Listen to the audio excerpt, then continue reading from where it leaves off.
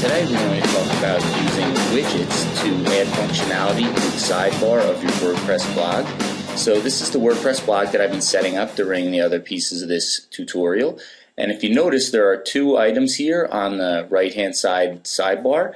These ones are actually built into this theme that I'm using, but typically the way you add items here are using things called widgets. So I'm going to go into my administrator panel or my dashboard on my WordPress blog.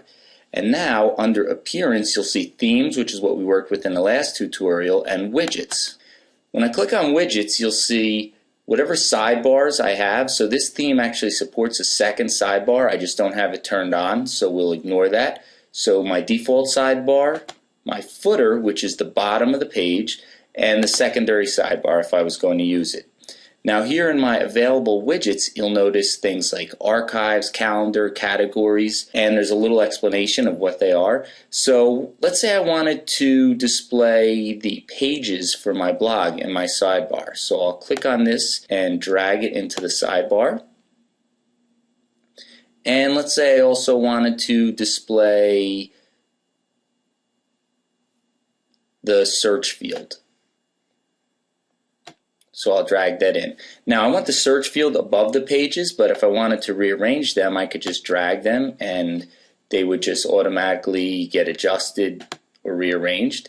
I actually want to put it back though, so it's there. Now I'm going to click the Save button and I'm going to go to my site and just refresh it. So now if you notice, I have the search box here and I also have my pages, so different pages on my website. If I go back here, I can add some other things. So if I want to add things to the footer, like for instance the categories of my blog,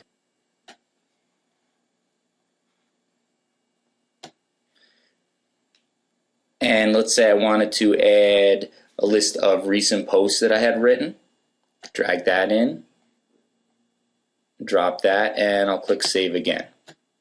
Now if I go back here and I refresh it again, you'll see the two widgets in the sidebar that I placed, and if I scroll down here to the bottom you'll see any categories that I've used and my recent posts, and I could click that and it would go to that post. In addition to the pre-configured widgets that WordPress comes set up with, there is a freeform one where you can use text or HTML to make a widget.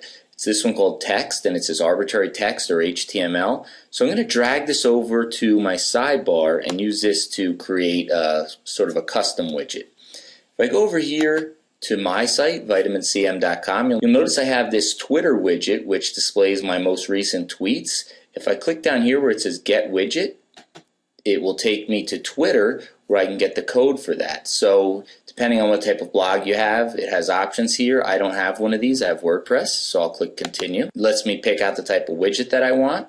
Gives me some options to further configure it. Here's the HTML code that I want to put in. It's going to let me post a Flash object into my page.